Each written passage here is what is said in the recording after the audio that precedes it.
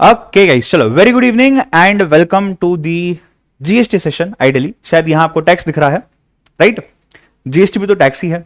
Yes, my name is करण चंदवानी। मैं एक chartered accountant हूं एंड मैं पिछले 5 साल से पढ़ा रहा हूं। एंड मैं क्या पढ़ा रहा हूं, मैं कौन हूं, क्या हूं, ये सब हम बाद में डिस्कस करेंगे, राइट? आप में से काफी लोग शायद मुझे ऑलरेडी पहचानते होंगे बिकॉज मे बी आपने फाउंडेशन में मुझसे कुछ पढ़ा होगा, राइट? एंड जो लोग मुझे नहीं जानते हो, डू नॉट वरी, लंबा सफर है, जान लोगे आराम से, ठीक है? चलिए, so let us start with this session. हम पढ़ने वाले हैं इंटरमीडिएट का जीएसटी, राइट? मेरे सामने आई गेस सीए में इंटर और सीए इंटर के बच्चे प्रेजेंट हो गए, राइट? जो मुझे इस लेक्चर में देख रहे हो, लाइव सेशन में सीए इंटर के बच्चे प्रेजेंट है आई गेस, राइट? चलिए, सो गाइस, आपने टैक्स इसको पढ़ा है। टैक्स वर्ड आप पहली बार नहीं सुन रहे हो, शायद जीएसटी सुन रहे होगे, may be, quite possible, but tax word आपने ऑलरेडी सुना है। आपके इनकम टैक्स के क्लास शायद ऑलरेडी स्टार्ट हो चुके हैं, राइट? या मे बी आप में से काफी स्टूडेंट्स बीकॉम बीबीए वगैरह कर रहे हो, जहां पे again tax as a subject है, एज अ टॉपिक तो कवर किया गया है। एंड जितना मुझे आइडिया है, आई गेस रिसेंटली 4-5 सालों में जो स्टूडेंट्स ने 10th स्टैंडर्ड, 11th और 12th स्टैंडर्ड पास किया है, उनके केस में भी tax and rather GST also as a chapter एक सब्जेक्ट में इंट्रोड्यूस किया गया, इफ आई एम राइट, ठीक है? तो आज का सेशन जो होगा, बेसिकली हम थोड़ा सा बैकग्राउंड में जाएंगे। रादर आई वुड से पहले 2-3 सेशंस जो रहने वाले हैं, we will be talking about taxes, will be talking about GST, will try to understand the overview कि यार सब्जेक्ट में क्या है। रादर मैं तो बोलूंगा पढ़ाई 2 मिनट साइड में छोड़ दो, एज अ टॉपिक इस चीज में क्या क्या है, हमारे लिए क्या क्या रिलेवेंट है, let us discuss that. And धीरे धीरे धीरे धीरे 2-3 दिनों में जैसे हम थोड़े थोड़े कंसेप्ट्स को समझने लगेंगे, मैं एग्जाम ओरिएंटेड चीजें भी सामने पेश करना स्टार्ट करूंगा, ठीक है? हम क्या क्या करने वाले हैं, कैसे कैसे करने वाले हैं, क्या क्या रिलेवेंट है, सर आप पढ़ाओगे कैसे, आप क्या क्या कवर करवाओगे, everything we will discuss, do not worry about it, ठीक है? But not right now, let me start with the subject. पहले सब्जेक्ट क्या, ये तो समझते हैं, फिर सब्जेक्ट के साथ दोस्ती कैसे करनी है, वो हमें क्या क्या देगा, हम उसे क्या क्या देंगे, ये सब हम देखेंगे, right? Just a small request, आप लोगों ने जितना हो सके इंटरैक्टिव रहना है, एटलीस्ट स्टार्टिंग के सेशंस में कम से कम I expect you to be interactive, meaning आप अनम्यूट करके भी रेस्पॉन्ड कर सकते हो, आप चैट बॉक्स पे भी रेस्पॉन्ड कर सकते हो, जो भी जैसे करना चाहे। रीजन बहुत सिंपल है, I want to know what is in your mind regarding the questions that I will be asking, so that accordingly मुझे पता चलेगा कि मुझे आपको कितना पीछे लेकर के जाना है और कितना पुश करना है कौन से पर्टिकुलर टॉपिक के लिए, राइट? चलिए, मेरा पहला सवाल, what do you mean by tax? सामने कुछ दिख रहा होगा आपको, शायद इसी से आपको अंदाजा आ जाएगा। What do you mean by tax? Yes, बोलो। टैक्स का मतलब क्या है? I hope everyone is comfortable with Hindi and English mix, right? यही हम यूज करेंगे पूरा कंटिन्यूअस लैंग्वेज, ठीक है? चलिए, मेरा पहला सवाल आज का, टैक्स क्या है? What do you mean by tax? जो भी दिमाग में आ रहा है बोलो, गलत होगा चलेगा, इनफैक्ट गलत ही एक्सपेक्टेड है, राइट? चलिए बताइए। amount levied by the government for their revenue. Amount levied by the government for their revenue, मतलब हम गवर्नमेंट को कमा के देंगे, राइट? इन शॉर्ट, ठीक है?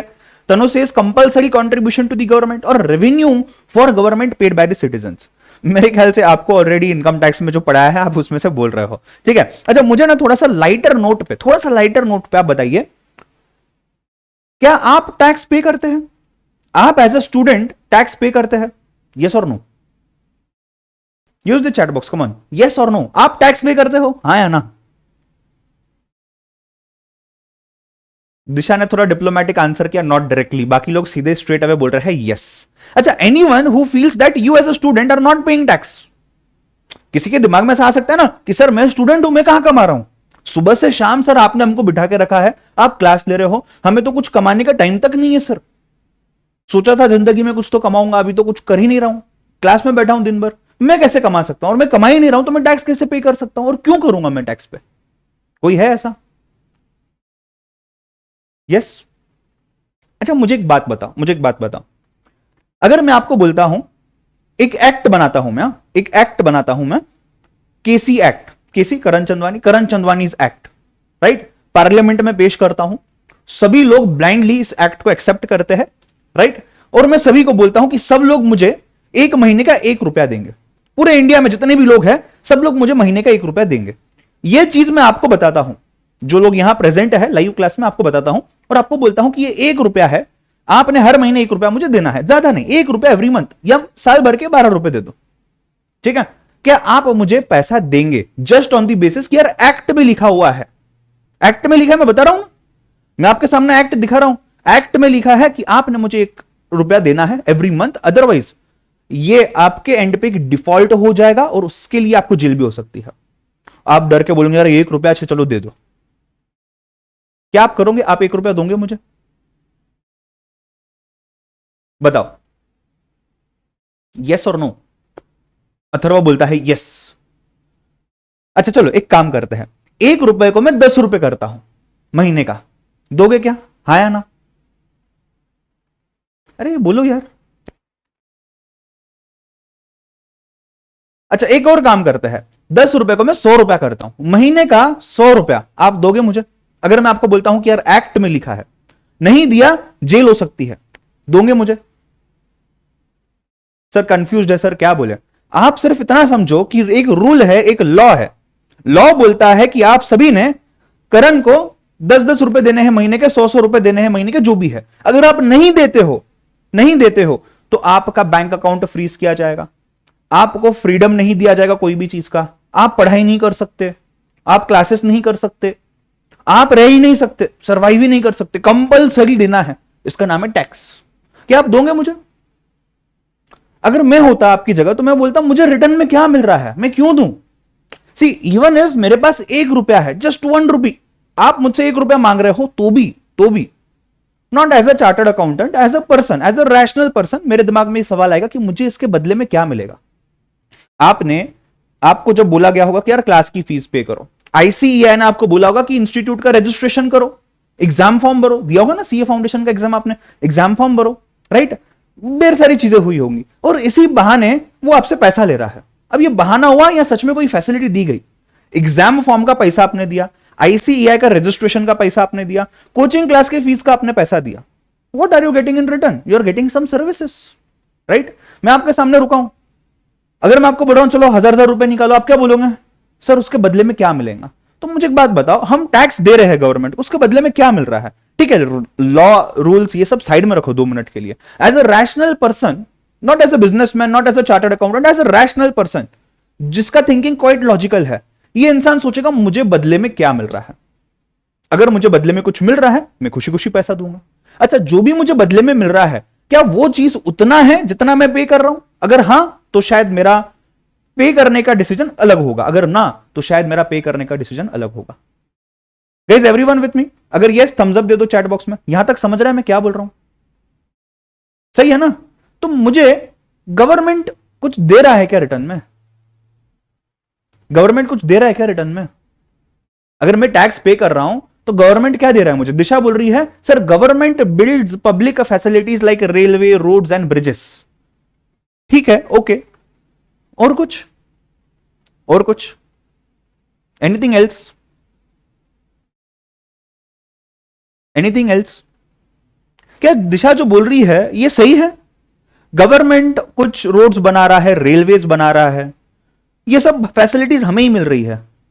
तो सर 2 मिनट रुक जाओ, ये रोड्स बना रहा है, हाईवेज बना रहा है, रेलवेज बना रहा है, तो हमसे पैसा ले रहा है ना, रेलवे की टिकट जा रही है।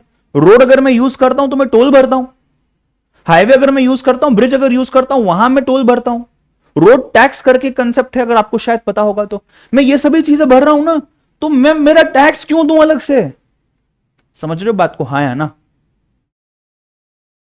आपने अगर कुछ चीजों को ध्यान से देखा होगा, be it a ticket to the cinema hall, कोई मूवी आप देखने जा रहे हो, आपने एक टिकट लिया है, आप कहीं खाना खाने जा रहे हो, बीट डोमिनोज, मैकडोनल्ड्स या जो भी आप ब्रांड्स पसंद करते हो, एक छोटी सी आइसक्रीम की बात करते हैं, या आपने घर बैठे बैठे लॉकडाउन में Amazon, फ्लिपकार्ट तो 100% यूज किया होगा, आपने कुछ ना कुछ ऑर्डर किया होगा, एक ऑर्डर तो किया ही होगा 2 सालों में, उसका बिल देखना, उस पर प्लस टैक्सेस है, प्लस टैक्सेस है।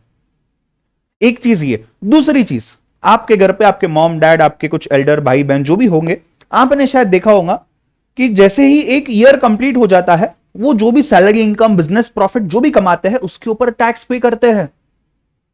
क्या वो टैक्स जो ये लोग पे करते हैं अपने सैलरी पे, अपने प्रॉफिट पे, और वो टैक्स जो आपके बिल पे प्लस जीएसटी करके लिखा होता है, क्या ये सेम है? मैं देखो कुछ सवाल लाने की कोशिश कर रहा हूं सिर्फ, बस हम डिस्कस तो कर ही नहीं रहे आंसर क्या है, राइट? मैं कुछ सवाल ला रहा हूं, कुछ कंफ्यूजन क्रिएट कर रहा हूं। आप समझ पा रहे हो मेरे क्वेश्चंस को, राइट? हाँ या ना? यस? क्या वो जीएसटी और ये टैक्स ये सेम है? यस और नो? या sir I don't know, right? तीन ही आंसर हो सकते हैं आपके, या तो सर यस, या तो सर नो, या तो आई डोंट नो, राइट?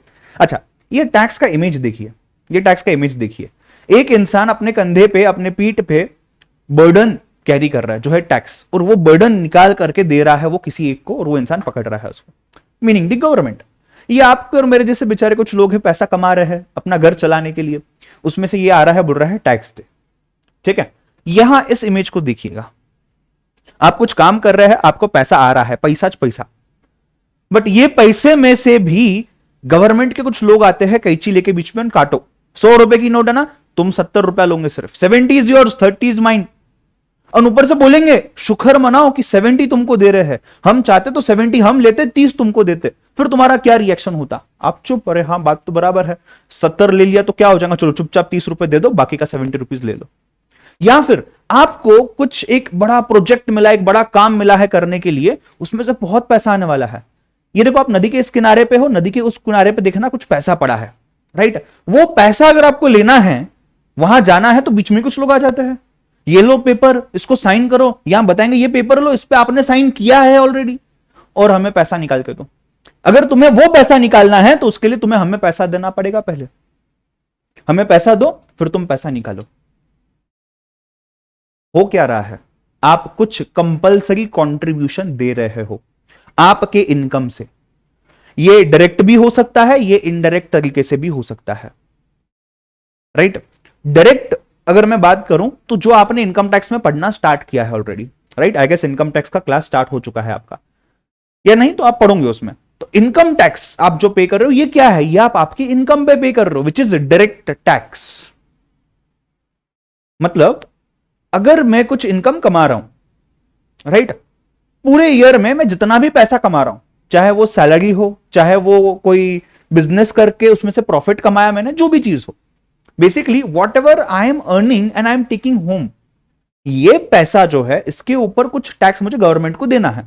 अगर मुझे 1 लाख रुपया साल की सैलरी मिलती है, उसमें से भी कुछ पैसा मुझे गवर्नमेंट को देना है। अगर मैं बिजनेस से 1 करोड़ रुपए कमा रहा हूं, उसमें से भी मुझे टैक्स देना है, ठीक है? ये गवर्नमेंट का रेवेन्यू है जो गवर्नमेंट हमारे पास से कलेक्ट कर रहा है। कोई टैक्स डायरेक्ट होता है, कोई टैक्स इनडायरेक्ट होता है, राइट? इनडायरेक्ट पे हम अभी तक आए नहीं है, बट एक चीज जरूर है, there is no direct benefit and return. ऐसा नहीं है कि यार आपने इनकम टैक्स भर दिया, आपने जीएसटी भर दिया, और यहां से आपको कुछ बेनिफिट दिया जा रहा है कि हाँ चलो तुमने जीएसटी भरा है ना, तुमको इस रास्ते पे से जाने देंगे, बाकी को नहीं जाने देंगे। तुमने जीएसटी भरा है ना, उस डैम का पानी तुम यूज कर सकते हो, बाकी नहीं यूज कर सकते हो। अच्छा, तुमने इनकम टैक्स भरा है ना, तो अगर कल जाके चाइना इंडिया पे अटैक करता है तो उस केस में आपकी बलि पहले चढ़ेगी, बाकी की नहीं, क्योंकि बाकियों ने जीएसटी भरा हुआ है, आपने नहीं भरा है। ऐसा होता है कुछ नहीं, मतलब डायरेक्ट बेनिफिट नहीं मिल रहा है। ये कॉमन पूल ऑफ सोर्सेस या रिसोर्सेस आप बोल सकते हो, जो गवर्नमेंट जमा कर रही है अपने पास, और उससे कॉमनली हमको बेनिफिट दे रही है, if you are able to understand the point, ठीक है? राइट? ध्यान देना, आप जो पैसा गवर्नमेंट को दे रहे हो, वो पैसा गवर्नमेंट बहुत अलग अलग चीजों के लिए यूज करता है, बहुत अलग अलग चीजों के लिए, be it railways, be it roadways, right, be it dams, be it bridges, highways, roads, education, research, science, technology, border security, right? जो आर्मी, नेवी, एयरफोर्स है, इनको पैसा कहां से जा रहा है? उनको पैसा मिलता है ना। अगर आप आर्मी में भर्ती हो जाते हो, आपको भेजा जाता है सियाचिन बॉर्डर पे, आप वहां पे जाकर के देश की रक्षा कीजिए, राइट? हम सबकी रक्षा करो। इसका घर कैसे चलेगा बेचारे का? पैसा कहां से जाएगा? पैसा गवर्नमेंट देगी ना, कहां से लाके देंगी? गवर्नमेंट तो कमा नहीं रही है, गवर्नमेंट अपने पैसे के थ्रू जो हम टैक्स दे रहे हैं, यहीं से वहां पैसा जाएगा, राइट? आपने शायद एलपीजी सिलेंडर, ये तो सुना होगा, सिलेंडर की बात बताऊंगी आपको, राइट? घर में गैस सिलेंडर्स होते हैं जिससे हम खाना बनाते हैं, गैस स्टोव्स यूज करते हैं, राइट? तो इसके ऊपर आपके घर पे समझो 1 महीना, 1.5 महीना, 2 महीना, जितने भी मेंबर्स है उसके हिसाब से जैसे ही गैस सिलेंडर खत्म हो जाता है आप बुकिंग करते हो। बुकिंग करने बाद कोई एक इंसान आके आपको सिलेंडर दे के जाता है और पुराना वाला गैस सिलेंडर लेके जाता है। शायद आप में से सभी लोगों ने ये नोटिस किया होगा, ये ऑब्जर्व किया होगा, राइट। मोदी जी बोलते हैं कि हम इसके ऊपर आपको सब्सिडी देंगे। क्या देंगे? सब्सिडी देंगे। What do you mean by subsidy? Yes anyone? What do you mean by subsidy?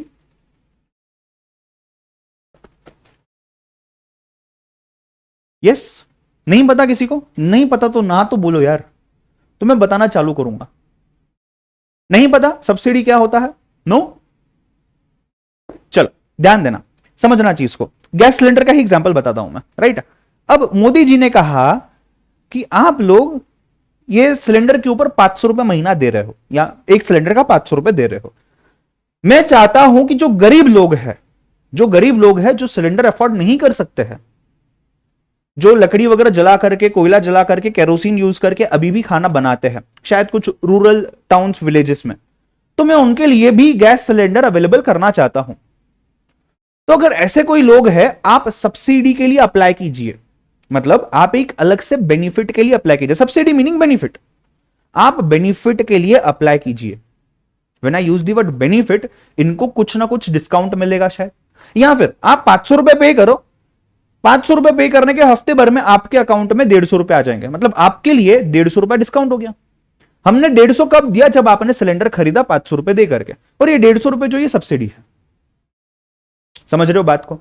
तो ऐसे कुछ लोग हैं जिनको सब्सिडी दी जा रही है। अब ये 150 रुपए जो कम खर्चा, 150 रुपए कम मिला है गवर्नमेंट को, ये पैसा कहां से आएगा? हमारे से आएगा, जो टैक्स पे कर रहा है। जो टैक्स पे कर रहा है उस इंसान के पैसे से ही ये सब्सिडीज वगैरह दी जाएंगी। तो सब्सिडी, ये तो मैंने एलपीजी सिलेंडर का एग्जांपल दिया बिकॉज शायद आपने आपके घर पे ये देखा होगा, राइट। या आप में से भी किसी ने शायद सब्सिडी के लिए अप्लाई किया होगा। उसके कुछ टर्म्स कंडीशंस होते हैं।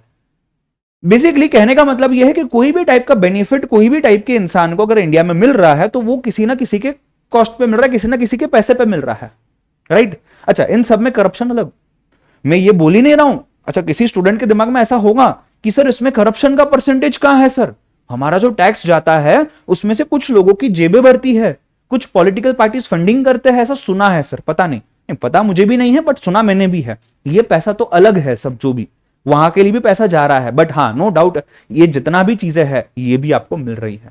इसको समझना। ट्रांसपोर्टेशन फैसिलिटी रहने दो, इंफ्रास्ट्रक्चर रहने दो, सिक्योरिटी रहने दो, राइट, बैंकिंग ट्रांजेक्शन रहने दो। कहां कहां पे इंडिया के पास पैसा नहीं होता है, कोई चीज के लिए इंडिया के पास पैसा नहीं हुआ तो इंडिया दूसरे कंट्री से पैसा लेंगी, शायद लोन पे लेंगी, उसके ऊपर इंटरेस्ट भरना पड़ेगा। कहां से आएगा? हम ही देने वाले हैं। As simple as that. Getting the point, right. चलिए, यहां तक जो भी मैंने डिस्कस किया है पिछले 20 मिनटों में, आपको सब समझा है? हाँ या ना? अगर हाँ तो थम्स अप कीजिए। क्या स्पीड ठीक है? सब समझने आ रहा है? I need your feedback to understand कि हम ऐसे जो जा रहे हैं वो सही है या नहीं है। ठीक है, चलिए। इनिशियल 4-5 दिन मुझे बता दे रहना, सो दैट हम फेस मैच करके चले। जो मुझे रिकॉर्डेड फॉर्म में देख रहे हो, आपको कोई दिक्कत है प्लीज व्हाट्सएप। ठीक है, चलिए आगे बढ़ते हैं। इंडिया के टैक्सेशन सिस्टम की बात करते हैं। शायद आपने ये सेम चीज इनकम टैक्स के टाइम भी पढ़ी होगी या पढ़ोगे। इंडिया में 2 टाइप के टैक्सेस हैं, rather I would say globally 2 he type के टैक्सेस है, बट हमारा सिलेबस इंडिया तक रिस्ट्रिक्टेड है, तो हम हर बार इंडिया को ही डिस्कशन में लेंगे। ठीक है, जरूरी नहीं है कि दूसरे कंट्री में भी वही होता होगा जो इंडिया में होता है, right. There can be a difference depending upon the type of people, population, market, economy कितना डेवलप्ड है नहीं है, सिक्योरिटी वाइज क्या है, मिलिट्री इक्विपमेंट्स कितने हैं, इन सब के हिसाब से चीजें डिफर करती है। सो इंडिया में टैक्सेशन सिस्टम थोड़ा सा अलग हो सकता है, चाइना में अलग हो सकता है, रशिया में अलग हो सकता है, यूरोप के दूसरे किसी कंट्री में अलग हो सकता है, यूएसए में अलग हो सकता है, राइट। इंडिया के टैक्सेशन सिस्टम की अगर मैं बात करूं तो इंडिया में टैक्सेस को 2 टाइप्स में डिवाइड किया गया है। Number 1 is direct, number 2 is indirect. आपने 100 बार ये डायरेक्ट इनडायरेक्ट वर्ड सुना होगा। डायरेक्ट, जो पैसा कमा रहा है उसकी जेब में से उठाओ, खत्म।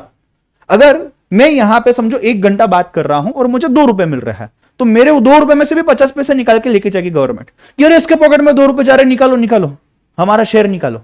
वो शेयर निकाल के लेके जाएंगे, 50 पैसे निकाल लेंगे, सिर्फ 1.5 रुपए बचेगा मेरे पास। मेहनत मैंने कितनी की? 2 रुपए की, बट उसमें से 50 पैसा मैंने दे दिया क्योंकि मुझे सिक्योरिटी चाहिए, नेशनल सिक्योरिटी, क्योंकि मुझे रोड्स, डैम्स, ब्रिजेस यूज करने हैं, राइट। तो मैंने उसके लिए यूज कर लिया।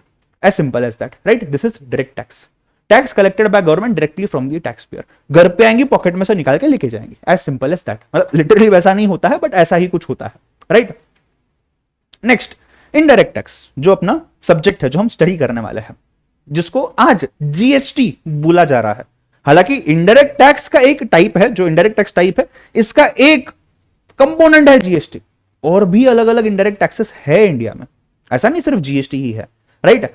इनकम टैक्स के केस में आप इनकम टैक्स, डायरेक्ट टैक्स एक ही है बोल सकते हो, बिकॉज डायरेक्ट टैक्स के अंदर एक ही है इनकम टैक्स। एक जमाने में वेल्थ टैक्स हुआ करता था, जो आई गेस पिछले 6-7 इयर्स के आसपास में अबॉलिश हो गया है, जो इंडिया से निकाल दिया गया है।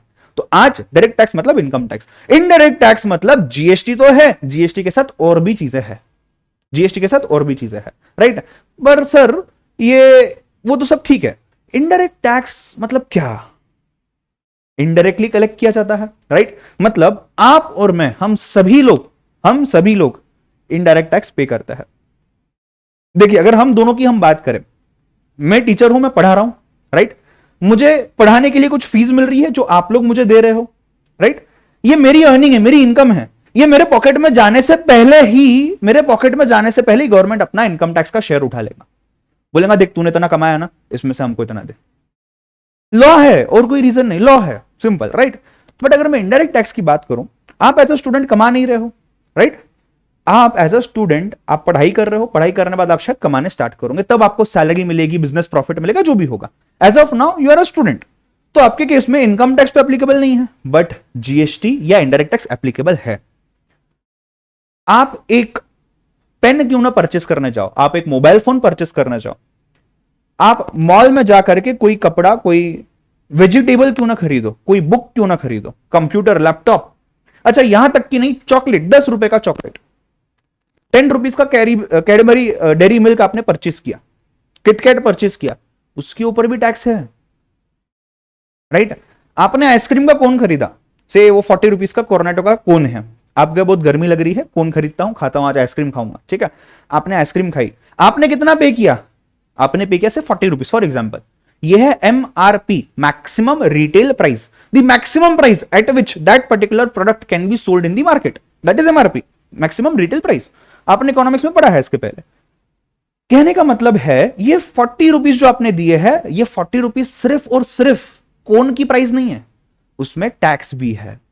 एग्जाम्पल के तौर पे 40 रुपीज में से 38 रुपीज सपोज, या 35 रुपीज पकड़ लो इजी कैलकुलेशन के लिए, 35 रुपीज का एक्चुअल में कौन होगा, उसका कंटेंट, उसके बेचने का कॉस्ट वगैरह एक्सेट्रा सब कुछ मिला करके, जो भी आपको बेच रहा है उसका प्रॉफिट मिला करके, ये सपोज फॉर एग्जाम्पल अगर होगा से 35 रुपीज, उसके ऊपर 5 रुपीज टैक्स है जो आप दे रहे हो as a consumer, as a customer, right. As a customer, as a consumer, आप उस चीज को अगर खा रहे हो, यूज कर रहे हो, या कोई सर्विस ले रहे हो, कोई भी चीज हो, यहां आइसक्रीम की बात कर रहा हूं, आप आइसक्रीम खा रहे हो, आप आइसक्रीम यूज कर रहे हो, राइट, उसको आप खा रहे हो, you are consuming it, you are the customer. आपके पास से 40 लिए जाएंगे, जिसने आपको बेचा वो 35 रखेगा अपने पास, 5 रुपए गवर्नमेंट को देगा।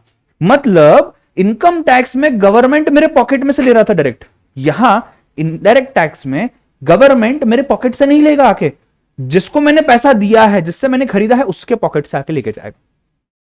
पर जा किसका पैसा रहा है? पैसा तो आप ही का जा रहा है, बस वो घूम फिर के जा रहा है, डायरेक्टली नहीं जा रहा है। ये टैक्स पेयर है, ये आप हो, ठीक है। आप डायरेक्ट गवर्नमेंट को नहीं दे रहे हो, जैसे आप यहां दे रहे थे, ऐसा नहीं है। यहां क्या हो रहा है, आप किसी रिटेलर को, मैन्युफैक्चरर को दे रहे हो, वो जाकर के गवर्नमेंट को दे रहा है। Getting the point, right. अच्छा, मुझे एक बात बताओ, कंज्यूमर और कस्टमर, इसमें क्या डिफरेंस है? बोलो। कंज्यूमर और कस्टमर, इसमें क्या डिफरेंस है? बोलिए। यस गाइस, अरे पता होना चाहिए, 12th में पढ़ा होगा आपने, बिजनेस स्टडीज में, ओसीएम में। कस्टमर, कंज्यूमर सेम है, अलग अलग है? अगर अलग अलग है तो डिफरेंस क्या है?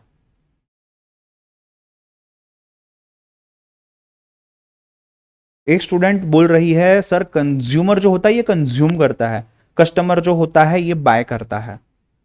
मुझे ना ये कंज्यूम की मीनिंग नहीं पता, मुझे ये बाय परचेस की मीनिंग नहीं पता, एक एग्जांपल दो। हाँ बोलो।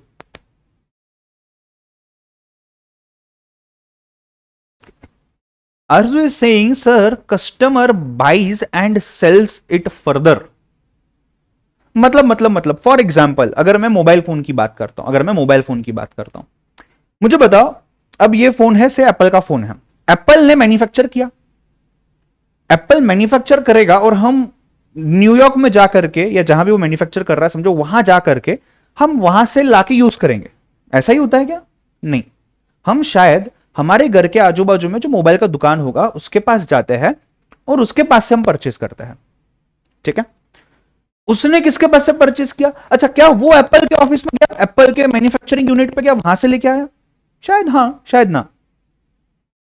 शायद उसने कोई इंडिया के डिस्ट्रीब्यूटर के पास से परचेस किया है। इंडिया में एक इंसान होगा सपोज, या एक कंपनी होगी, जो कंपनी एप्पल के पास से इंडिया में गुड्स इंपोर्ट कर रही होगी और इंडिया में आगे लोगों को बेच रही होगी कि भाई मैंने इंपोर्ट किया है, इतना इतना खर्चा है, मेरा इतना प्रॉफिट है, मेरी कमीशन है, मेरे को पैसा दो, तुम्हारे फोन लेके जाओ।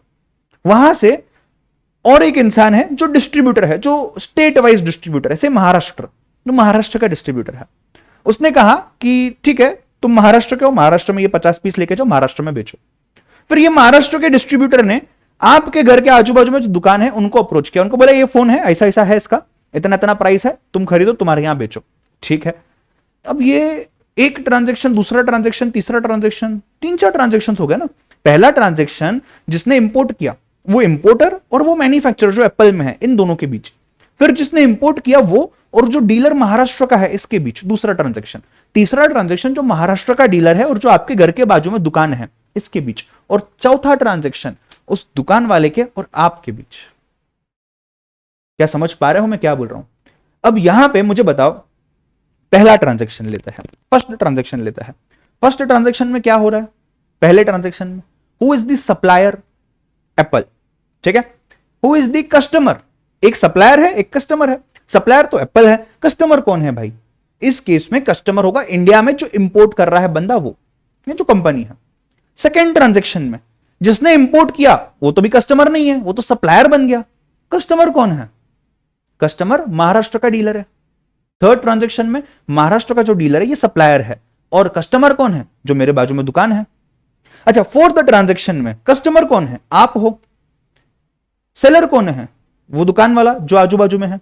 कंज्यूमर कौन है? आप ही हो। तो you are the customer because you are purchasing, as well as you are the consumer because आपने उस मोबाइल को यूज किया। तो अगर मैं मोबाइल में मेरा सिम डाल रहा हूं, खरीद रहा हूं, यूज कर रहा हूं, ये सभी लोग जो थे, 3 कस्टमर्स जो थे हमारे पहले, मेरे पहले जो 3 कस्टमर्स है, उन्होंने अपना सिम कार्ड नहीं डाला, उन्होंने बॉक्स का सील तक नहीं तोड़ा, क्योंकि उनका मोटिव क्या था? बिजनेस करना, खरीद लिया और बेचना, खरीदो बेचो, खरीदो बेचो। उनका मोटिव यूज करना नहीं था। मेरा मोटिव है इस फोन को मैं यूज करूं।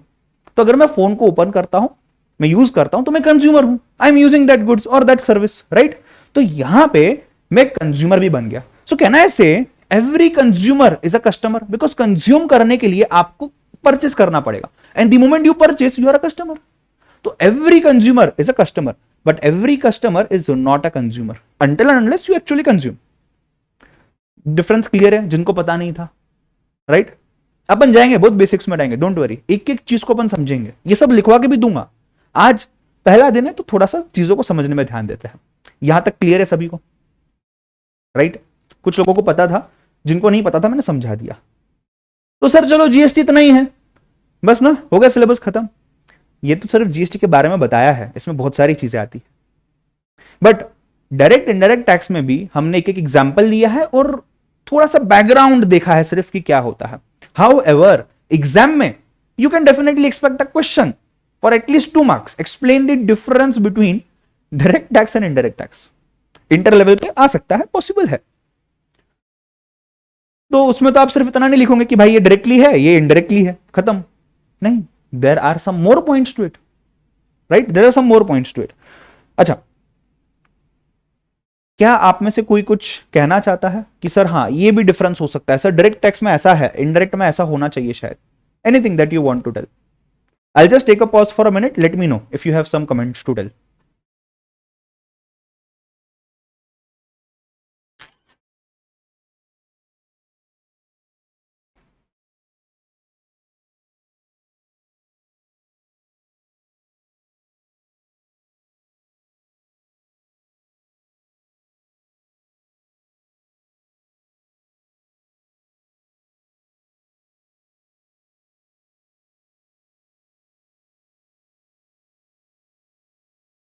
Yes guys,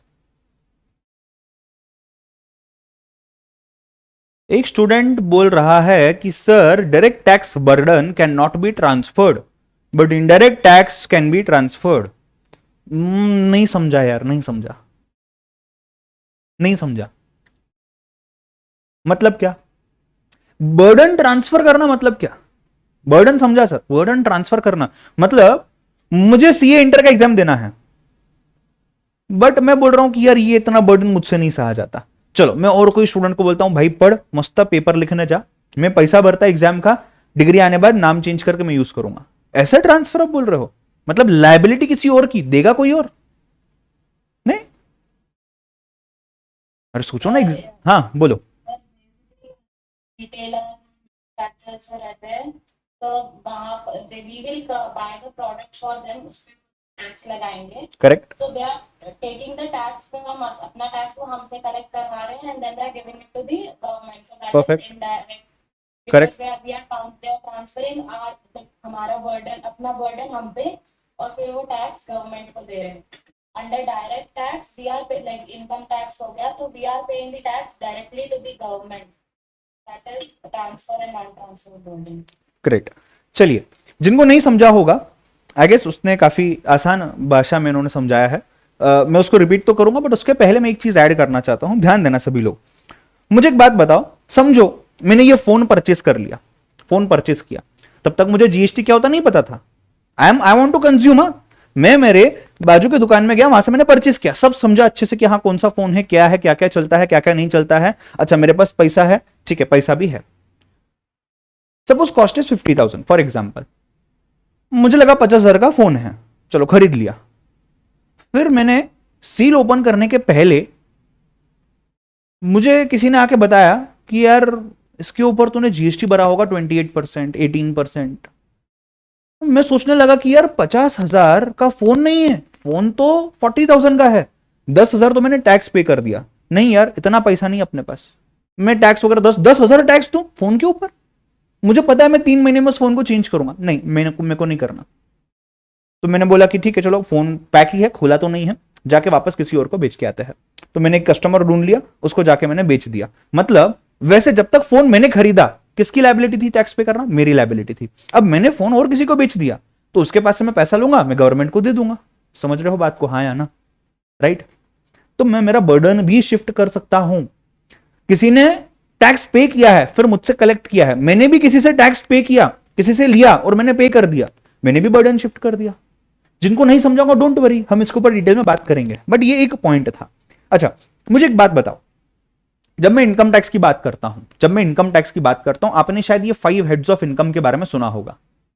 number 1 salary income, अगर आप सैलरी कमाते हो तो आप उसके ऊपर टैक्स पे करते हो। नंबर 2 हाउस प्रॉपर्टी इनकम, अगर आपकी कोई हाउस प्रॉपर्टी है जिसको आपने रेंट पे दिया, आपको रेंट आती है, आप उसके ऊपर भी इनकम टैक्स पे करते हो। Number 3 profits earned from business and profession, अगर आप एक चार्टर्ड अकाउंटेंट हो, आप प्रैक्टिस कर रहे हो, आप उससे पैसा कमा रहे हो, आपने आपके फीस के ऊपर टैक्स भरना है। अगर आप कोई बिजनेस कर रहे हो, मोबाइल का बिजनेस कर रहे हो, आप उसके ऊपर जो भी प्रॉफिट कमाते हो उसके ऊपर आपने टैक्स गवर्नमेंट को पे करना है। कैपिटल गेन, अगर आपने शेयर परचेस किया है, लैंड परचेस की है, जमीन परचेस की है, फ्लैट खरीदा है और आप उसको बेच रहे हो, तो वैल्यू में डिफरेंस होगा, जो भी प्रॉफिट आप कमा रहे हो उसके ऊपर आपने पैसा भरना है, कैपिटल गेन। एंड जो भी चीज पहले 4 हेड्स में नहीं आती है वो इनकम फ्रॉम अदर सोर्स में आती है। लाइक फॉर एग्जाम्पल, आपकी कार है, आपने आपकी कार आपके दोस्त को रेंट पे दे दी, उसको शादी में यूज करनी थी एक दिन के लिए, आपने बोला एक दिन के लिए यूज कर, 1 लाख रुपए दे देना, ठीक है एग्जाम्पल। तो ये कहां जाएगा? आपका तो बिजनेस नहीं है, सैलरी इनकम भी नहीं है, हाउस प्रॉपर्टी भी नहीं है और एसेट बेचा भी नहीं है कि वैल्यू बढ़ेगी, ये अदर सोर्स हो गया। As simple as that. बस income tax in 5 heads of income पे ही डील करता है, बेसिकली जो आपकी डायरेक्ट इनकम है। बर्डन आप ही के ऊपर आएगा, पैसा कौन कमा रहा है? आप ही कमा रहे हो, आप ही पे करोगे डायरेक्टली। ये जो इनकम टैक्स है ये ईयर टू ईयर कैलकुलेट किया जाता है। ऐसा नहीं है कि आज मुझे जनवरी के महीने की सपोज सैलरी आ गई 10,000 रुपए, उसमें से टैक्स भर दो, अगले महीने में फरवरी की सैलरी आएगी से मार्च के अंदर में, फरवरी की सैलरी जितनी भी आती है 10,000 15,000 उसके ऊपर टैक्स पे कर दो। नहीं, ऐसा नहीं है। पूरे साल का पूरा सैलरी या पूरा इनकम, पूरा प्रॉफिट, पूरा जो भी चीज है उसको निकालो और उसके ऊपर आप टैक्स पे करो साल में एक ही बार, ठीक है। इसको हम बोलते हैं डायरेक्ट टैक्स। अच्छा, यहां पे एक कंसेप्ट है फाइनेंशियल ईयर असेसमेंट ईयर, अगर आपको पता होगा तो। First of April of a year, of a calendar year. Calendar year मतलब क्या, जनवरी टू दिसंबर। फाइनेंशियल ईयर मतलब क्या, 1 अप्रैल से लेकर 31 मार्च ऑफ द फॉलोइंग ईयर। मतलब 2 कैलेंडर ईयर इन्वॉल्व हो रहे हैं, एक कैलेंडर में से 9 महीने, दूसरे कैलेंडर में से 3 महीने, total 12, April to next March.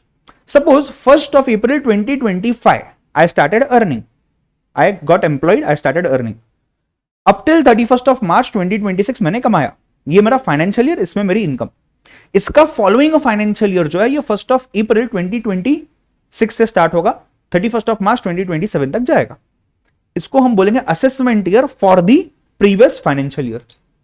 Assessment year में जो भी मैंने पिछले साल में कमाया है फाइनेंशियल ईयर में, उसके ऊपर मैं टैक्स गवर्नमेंट को पे करूंगा। समझ रहे हो? मतलब कहने का मतलब क्या है, यहां पे हो क्या रहा है exactly, if you see, simple सा काम हो रहा है यहां पे कि लास्ट ईयर में जो भी कमाया है उसको अगले साल में भर दो, इस साल में जो भी कमाओगे उसको अगले साल में भर दो। साल भर का इनकम देखो, चेक करो, कैलकुलेट करो, गवर्नमेंट को पैसा दो।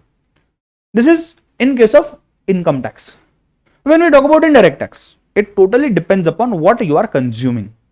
यहां पे ईयर का बेनिफिट नहीं है कुछ भी, यहां ईयर है कि साल भर कमाओ अगले साल में पे करो। यहां ऐसा नहीं है, आपको प्रॉफिट हो भी रहा है या नहीं हो रहा है इससे मतलब नहीं है। इनकम टैक्स में प्रॉफिट होना जरूरी है, पैसा कमाना जरूरी है। या आप पैसा कमाओ आप नहीं कमाओ, द मोमेंट कुछ कंज्यूम हो रहा है गवर्नमेंट टैक्स लेके जाएंगी। आपने स्पा की सर्विस ली, ठीक है, स्पा की सर्विस ली, स्पा में आप गए, आपने आपके घर पे स्पा वालों को बुला लिया, ठीक है, उसने आपके पास से 100 रुपए लिए। 100 रुपए अगर लिए स्पा वाले ने, उसमें से शायद वो 90 रुपीज ही अपने पास रखेगा, 10 रुपए गवर्नमेंट को पे करेगा। ये है इनडायरेक्ट टैक्स। आइसक्रीम का एग्जाम्पल हमने लिया, फोन का एग्जाम्पल हमने लिया, राइट। मतलब बर्डन तो ट्रांसफर हो ही रहा है, ये तो हम समझ ही रहे हैं यहां पे, but at the same time आप जैसे जैसे चीजें कंज्यूम कर रहे हो वैसे वैसे आप टैक्स गवर्नमेंट को दे रहे हो। कंज्यूम पे टैक्स, कंज्यूम पे टैक्स। इनकम टैक्स में क्या हो रहा था, अर्न अर्न अर्न अर्न, साल भर का अर्न कर लो, चेक करो क्या क्या टैक्सेबल है, टैक्स गवर्नमेंट को पे करो। थोड़े हद तक डिफरेंसेस क्लियर हो रहे हैं गाइस, हाँ या ना, ये और नो? जो भी हमने अभी तक डिस्कस किया है इन चीजों को मैंने यहां पे कंपाइल किया है। मैं चाहता हूं 2 मिनट मैं आपको दूं, आप इसको रीड करें पहले, फिर मैं आपके साथ डिस्कस करूंगा। थोड़ा सा लगाओ दिमाग, देखो क्या सोच पा रहे हो, right, and then I discuss with you. 2 minute दे रहा हूं, स्टार्ट रीडिंग।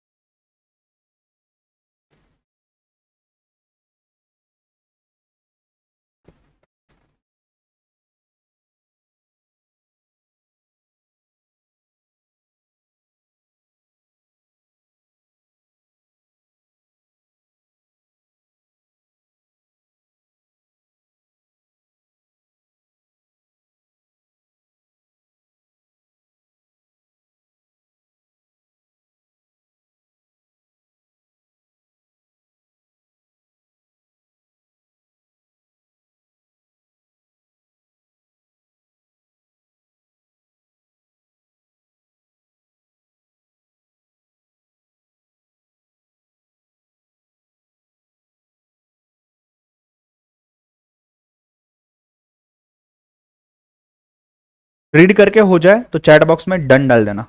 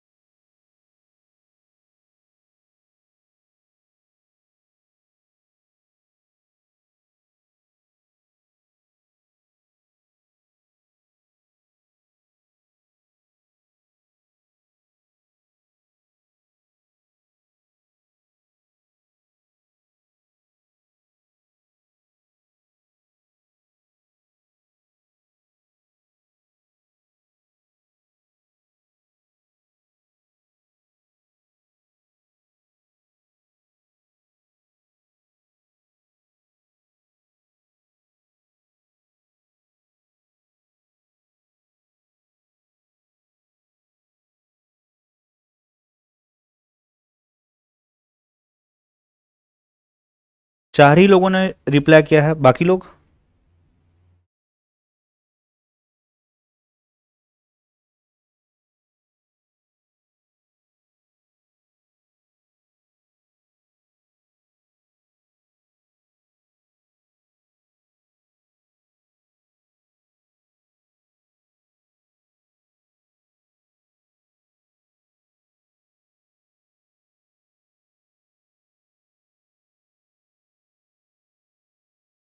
डन। चलो, ध्यान देना, ध्यान देना। जिनको समझा है ठीक है, बट वो भी ध्यान दो, कुछ ना कुछ एडिशनल चीज मिलेगी। मीनिंग तो हमने देख लिया है कि यार डायरेक्ट टैक्स जो होता है ये डायरेक्ट वो इंसान पे करता है जो कमाता है, डायरेक्ट गवर्नमेंट को। इनडायरेक्ट टैक्स में हम किसी और को पे करते हैं, वो गवर्नमेंट को पे करता है। मतलब जिससे हमने चीज खरीदी और कंज्यूम की, हम उसे पैसा देंगे, वो आगे देगा। अच्छा, इंसिडेंस एंड इंपैक्ट, मतलब पे करने वाला इंसान कौन है? क्या वो वही इंसान है जो कमा रहा है? देखिए, जब मैं डायरेक्ट टैक्स की बात करता हूं, डायरेक्ट टैक्स में केस में पैसा मैंने कमाया, suppose I am the employ, I am earning salary. Salary किसने कमाई? मैंने कमाई। अच्छा, गवर्नमेंट को कौन पैसा देगा? मैं ही दूंगा। टैक्स किस पे लगा है? मेरे पे ही लगा है। एक ही इंसान है, एक ही इंसान कमा रहा है, वही इंसान पे टैक्स लग रहा है, वही इंसान रिस्पॉन्सिबल है गवर्नमेंट को पे करने के लिए, और कर रहा है। नहीं किया तो गवर्नमेंट मुझे पकड़ेगी आके। इनडायरेक्ट टैक्स में क्या हो रहा है? इनडायरेक्ट टैक्स में बर्डन जो है, या यू कैन से इंपैक्ट जो है, इंसिडेंस जो है, अलग अलग है। आप कंज्यूम कर रहे हो तो बर्डन आपके ऊपर है, बट जिम्मेदारी किसके ऊपर है पे करने की? जिसने आपको सेल किया उसके ऊपर। वो आपके पास से कलेक्ट करेगा और गवर्नमेंट को पे करेगा। आप नहीं पे करोगे, आप कंज्यूम कर रहे हो, भले आप ही पे करो, बट आप गवर्नमेंट को नहीं दे रहे हो, आप किसी के थ्रू गवर्नमेंट को दे रहे हो। तो कलेक्ट करने की जिम्मेदारी और किसी की, टैक्स लगा है आपके ऊपर। समझ रहे हो? बर्डन की अगर मैं बात करूं, बर्डन में 2 वर्ड्स आपने देखे होंगे, शायद कुछ लोगों को नहीं समझे होंगे। एक है प्रोग्रेसिव, एक है रिग्रेसिव। सिंपल मीनिंग समझाता हूं, ध्यान देना। इनकम टैक्स में अगर मैं बात करूं, अगर मेरी इनकम 10 लाख रुपए है साल की, 10 लाख के ऊपर मुझे इनकम टैक्स गवर्नमेंट को देना है। ये परसेंटेज के ऊपर होता है कि जितना भी पैसा मैं कमा रहा हूं उसमें से इतना इतना परसेंटेज मैंने गवर्नमेंट को देना है। तो अगर 10 लाख के ऊपर suppose for example 10% income tax है, तो मैंने 1 लाख रुपया गवर्नमेंट को दे दिया, 10 में से 1 लाख। हाँ, मेरा इनकम हो गया 1 करोड़। 1 करोड़ इनकम हो गया, 1 करोड़ का 10% 10 लाख देना पड़ेगा। मतलब सिंपली स्पीकिंग, जितना ज्यादा मैं कमाऊंगा उतना ज्यादा मैं टैक्स भरूंगा। अगर मैं कम कमाऊंगा तो मैं कम टैक्स पे करूंगा। मतलब मेरे कमाने के ऊपर चीजें डिपेंडेंट है। अगर मैं कम कमा रहा हूं मैं कम टैक्स दूंगा, अगर मैं ज्यादा कमा रहा हूं मैं ज्यादा टैक्स दूंगा। So more income attracts more income tax. Burden is progressive. Progress मतलब आगे बढ़ते जाएगा, जितना कमाओगे उतना गवर्नमेंट को देना है। समझ रहे हो बात को? हाँ या ना? अगर मैं इनडायरेक्ट टैक्स की बात करता हूं, tax burden is regressive. When I use the word regressive, flat है सबके लिए। तुम करोड़पति हो, तुम लखपति हो, या तुम सिर्फ पति हो, समझ रहे हो बात को, तो भी आपने उतना ही पैसा देना है। मतलब अगर मैं मोबाइल फोन खरीदने जा रहा हूं, सपोज मेरी सैलरी साल की 1 लाख रुपया है, मैं फोन खरीदने जा रहा हूं 10,000 का, उसके ऊपर जितना जीएसटी है उतना जीएसटी है। सपोज अज्यूमिंग 10,000 के ऊपर 1,000 का जीएसटी है फॉर एग्जाम्पल, तो मुझे 1,000 जीएसटी देना है मेरे सेलर को, मेरा सेलर गवर्नमेंट को देगा। अगर मेरी इनकम साल की 10 लाख रुपए है तो भी मुझे फोन खरीदने पे 1,000 ही देना है। अगर मेरी इनकम 1 करोड़ है साल की तो भी मुझे फोन परचेस करने पे मुझे 1,000 का जीएसटी देना है। मतलब तुम जितने भी अमीर हो या जितने भी गरीब हो, कुछ फर्क नहीं पड़ता। यार करोड़पति, लखपति और जस्ट पति, कुछ फर्क नहीं पड़ता, तुमने देना उतना ही है tax. It is regressive. Doesn't matter who you are, how much you are earning, आपने उतना उतना पैसा उतने उतने चीज के ऊपर देना है। Getting the point? प्रोग्रेसिव जितना कमाओगे उतना ज्यादा भरोगे, रिग्रेसिव जितना भरना है उतना भरना ही है, तुम कितना कमा रहे हो कुछ फर्क नहीं पड़ता। Getting the point? यस और नो? बर्डन वाला पॉइंट सभी को समझा है? Can I get a thumbs up in the chat box? Yes, क्योंकि ये पॉइंट के ऊपर एग्जाम में एमसीक्यू आते हैं कभी कभी, इसके लिए पूछ रहा हूं। क्लियर है चीज? चलो, evasion. Now see, frankly speaking, आपको टैक्स इवेजन मतलब टैक्स की चोरी करना इतना शायद पता होगा, या नहीं तो मैंने बताया जस्ट। टैक्स इवेजन मतलब टैक्स की चोरी करना। अब ये कैसे होती है, क्यों होती है, किस तरह से लोग करते हैं, ये हम धीरे धीरे आगे बात करने वाले हैं आने वाले 50-60 घंटों में। एक ब्रीफ चीज अगर आपको मैं बोलना चाहूं तो यहां ध्यान देना। अगर मैं बोल रहा हूं मैंने आपको कोई चीज सेल की है, if I am saying that I have sold something to you, can you say that you have not purchased it from me? अगर मैं बोल रहा हूं आपने मेरे पास से स्पा की सर्विस ली है, तो क्या आप इस ट्रुथ को टाल सकते हो सेइंग दैट मैंने तो स्पा की सर्विस ली नहीं है? ये बंदे ने आपके पास से पैसा लिया है, गवर्नमेंट को पे किया है, आपको बिल दिया है, वो बिल गवर्नमेंट को दिखाया है, सब प्रूफ है यार। आप बोल रहे हो मैंने लिया ही नहीं, ऐसा नहीं हो सकता। It is fact. अगर आप दे रहे हो किसी को तो किसी ने तो परचेस करना चाहिए। सपोज मैं बात करता हूं फोन की, जो ट्रांजेक्शन हम देख रहे थे, उस ट्रांजेक्शन में कितने पार्ट्स थे बेटा? 4 पार्ट्स थे, 4 ट्रांजेक्शन, 4 डिफरेंट। एप्पल ने बोला मैंने इंडिया में इस इंसान को सेल किया, सपोज मिस्टर ए को एप्पल बोलता है मैंने सेल किया, और एप्पल ने उसके ऊपर टैक्स यूएसए में भी भर दिया, इंडिया में भरना होगा वो भी भर दिया। मिस्टर ए ने महाराष्ट्र में मिस्टर बी को सेल किया, ठीक है। मिस्टर बी ने बोला ठीक है उसने सेल किया है, मैंने भी परचेस किया, मिल गया, टैली। मिस्टर सी जो आपके बगल में है, दुकान डाल के बैठा, वो बोलता मैंने तो परचेस ही नहीं किया। बट मिस्टर बी जो है महाराष्ट्र का जो डीलर है, वो बोलता मैंने तो इसको ही सेल किया है, इसने हाथ खड़े कर दिए, मैंने परचेस ही नहीं किया, मैं क्यों टैक्स पे करूं? मैं मेरे कस्टमर से क्यों टैक्स मतलब लो, और मैं क्यों तुमको पे करूं? गवर्नमेंट को बोलता मिस्टर सी मैंने तो खरीदा ही नहीं है मिस्टर बी से, मैंने जब खरीदा ही नहीं है तो मैं बेचूंगा क्या? अब या तो मिस्टर बी झूठ बोल रहा है कि उसने सेल किया है, या तो मिस्टर सी झूठ बोल रहा है कि उसने परचेस नहीं किया। बट दोनों सच बोल रहे हैं ऐसा तो नहीं हो सकता, या तो कोई गलती हुई होगी, बट कोई भी चीज एक तरफ गलत है, राइट? यहां पे पकड़ा जाएगा वो इंसान। गवर्नमेंट क्या बोलेगा? गवर्नमेंट बोलेगा देखो मुझे मतलब नहीं है, तू पैसा दे या तू पैसा दे, मिस्टर बी हो मिस्टर सी हो कुछ फर्क नहीं पड़ता, मेरे लिए इतना इंपॉर्टेंट है कि वो चीज जो गायब हो गई उसको ढूंढो, वो कंज्यूम किसने की, उसके पास से पैसा लो और मेरे को पैसा दो। तो टैक्स की चोरी करना थोड़ा सा डिफिकल्ट हो जाता है। हाँ, और चोरी करने वाले तो कुछ भी कर सकते हैं, समझ रहे हो बात को? हाँ या ना? मतलब इसके भी लूपहोल्स है और हम उसको डिस्कस करेंगे धीरे धीरे, ठीक है। नेक्स्ट देखना, इन्फ्लेशन। आप जितना ज्यादा कमाओगे आपका परचेसिंग पावर उतना बढ़ जाएगा, एग्रीड? जितना आपका परचेसिंग पावर बढ़ जाएगा आप उतनी महंगी चीज अफोर्ड कर सकोगे। अगर आप महंगी चीज अफोर्ड कर सकते हो, लोग भी रेट बढ़ा देंगे, इन्फ्लेशन बढ़ेगा, इनडायरेक्ट टैक्स। मोबाइल का दाम बढ़ गया, लोगों को पता चला कि यार हम तो आईफोन 1 लाख में भी अफोर्ड कर सकते हैं। एप्पल सोचेगा यार ये तो 1 लाख रुपए खुशी खुशी दे रहा है, चलो आज से 1.5 लाख, 1.5 लाख के ऊपर टैक्स। समझ रहे हो बात को? हाँ या ना? तो यहां पे इन्फ्लेशन हो सकता है। हाउएवर, आप अगर ज्यादा कमा रहे हो और आप खर्चा नहीं कर रहे हो, उस चीज को कमा के अपने पास रख रहे हो, इसका इन्फ्लेशन का कुछ संबंध नहीं है। अब सर ये तो बहुत आसानी सी बात आपने बताई, ये इतना आसान तो नहीं होगा, इन्फ्लेशन पे भी डिस्कशन होगा, डोंट वरी। हम सिर्फ समझने की कोशिश करें कि क्या हो रहा है क्या नहीं हो रहा है। बर्डन शिफ्ट कर सकते हैं या नहीं कर सकते हैं, ये भी हमने देखा। इनकम अगर मैंने कमाई है तो मेरी जेब से ही पैसा जाएगा, मैं और किसी को नहीं दे सकता। इनडायरेक्ट टैक्स में अगर मैंने कुछ परचेज भी कर लिया और मुझे टैक्स नहीं देना है, मैं उस चीज को और किसी को बेच दूंगा, उसके पास से पैसा लूंगा, गवर्नमेंट को दे दूंगा, मैं बर्डन शिफ्ट कर सकता हूं, ठीक है। फॉर एग्जाम्पल डायरेक्ट टैक्स में इनकम टैक्स हो गया, वेल्थ टैक्स हो गया, एक्सेट्रा। आज के डेट पे सिर्फ इनकम टैक्स ही है। इनडायरेक्ट टैक्स में जीएसटी है, जो आपको पता है सभी को। जीएसटी के अलावा एक्साइज ड्यूटी करके है, कस्टम्स ड्यूटी करके है, वैल्यू एडेड टैक्स वैट करके है, सीएसटी सेंट्रल सेल्स टैक्स है, सर्विस टैक्स है। तो सर ये सब पढ़ना है? नहीं बेटा, बट समझना तो है कि ये क्या होते हैं और इनमें से जीएसटी क्यों आया है। और आज के डेट पे भी इनडायरेक्ट टैक्स में हम जीएसटी के साथ बाकी भी नाम लेते हैं, क्यों? बात करेंगे इसके ऊपर। यहां तक चीजें क्लियर है सभी को? हाँ या ना? यस, यहां तक सभी को चीजें क्लियर है? यस और नो? कोई भी डाउट है यहां तक तो बताइए। Any doubt please let me no. कोई भी टाइप का डाउट है प्लीज बताओ। स्टेशन में एक डाउट है। हाँ बोलो। और इनडायरेक्ट टैक्स में जैसे दिया हुआ है कि इट कंट्रीब्यूट्स टू इन्फ्लेशन, तो हम्म। we can- हम ऐसा गवर्नमेंट ऐसा कि उसका टैक्स बढ़ा दे, तो फिर जो हम कस्टमर्स है कंज्यूमर से वो खरीदेंगे नहीं, तो उससे इन्फ्लेशन कम हुई ना। नहीं नहीं, फिर से बोलो, मैं समझा नहीं आपकी बात, वापस बताओ। आइटम्स पे टैक्स बढ़ा दिया तो फिर लोग खरीदेंगे नहीं, तो they'll reduce buying those items जिस पे टैक्स ज्यादा है। तो नहीं नहीं, सी जब आपके पास, नहीं नहीं समझो बात को, जब आपके पास एक्चुअल में जब लोग हैं खरीदने के लिए हायर रेट पे, तो मुझे बताओ एज अ बिजनेसमैन आप पसंद करोगे ना कि मैं हायर रेट पे बेचूं ताकि मैं हायर प्रॉफिट कमाऊं। अब आप तो हायर प्रॉफिट कमाओगे, पर जितने पे आप बेचोगे उतने पे ही गवर्नमेंट को टैक्स भी भरोगे ना, तो गवर्नमेंट को टैक्स भी हायर मिल गया ना।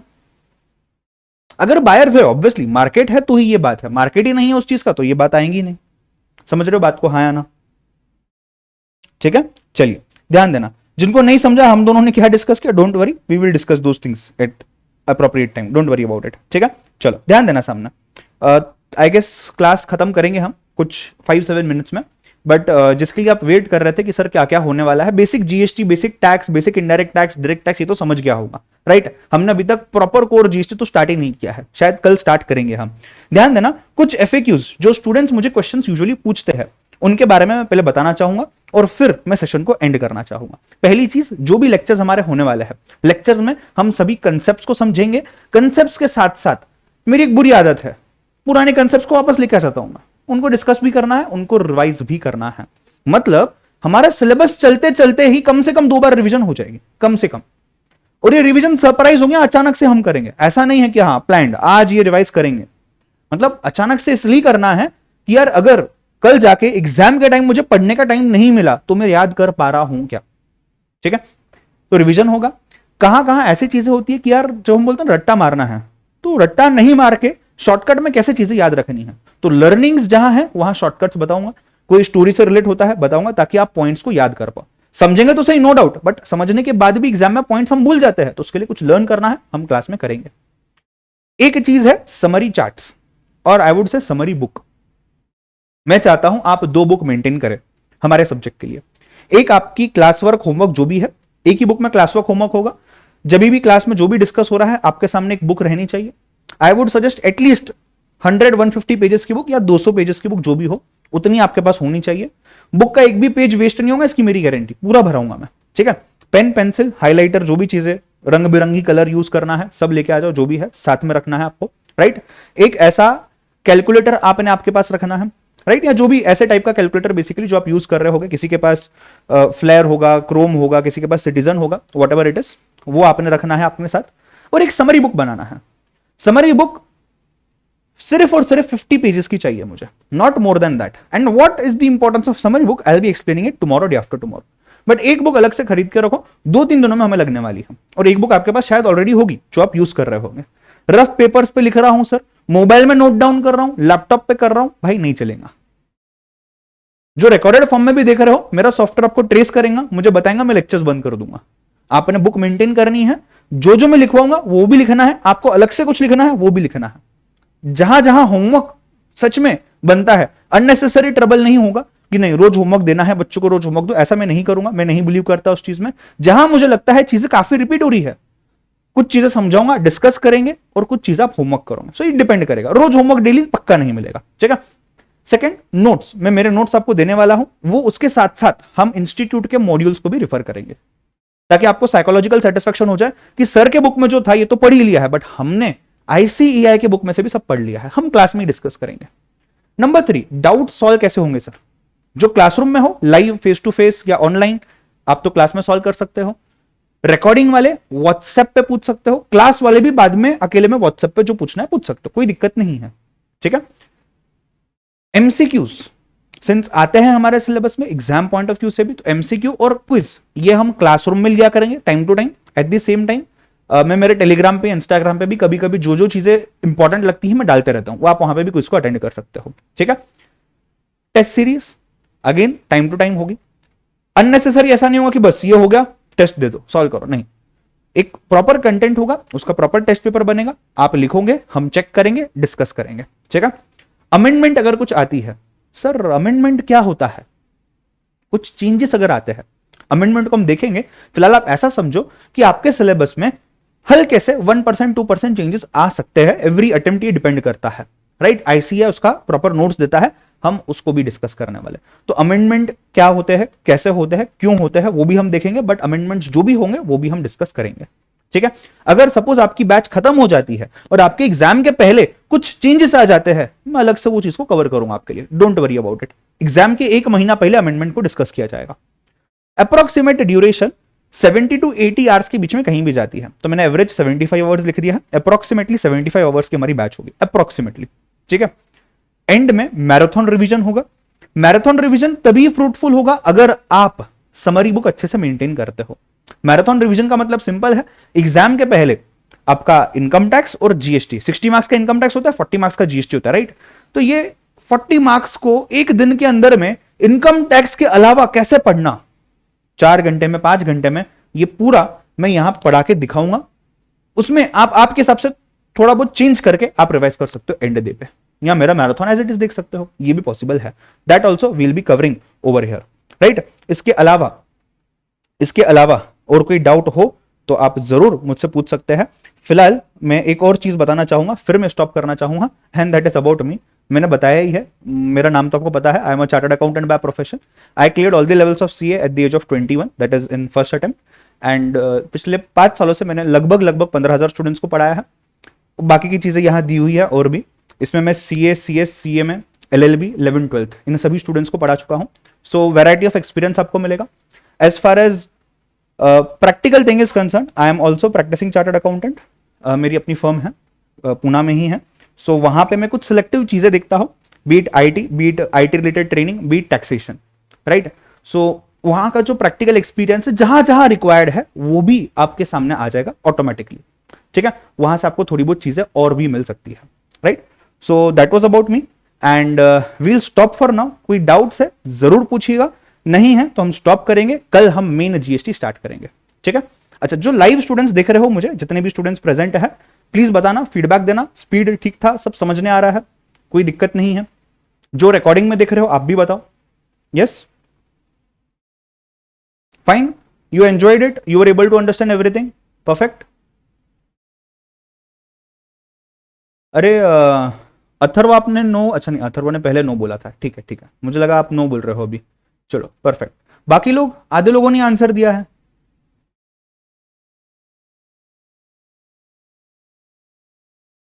चलो great. So guys, will stop for now, take care, God bless you, see you all tomorrow.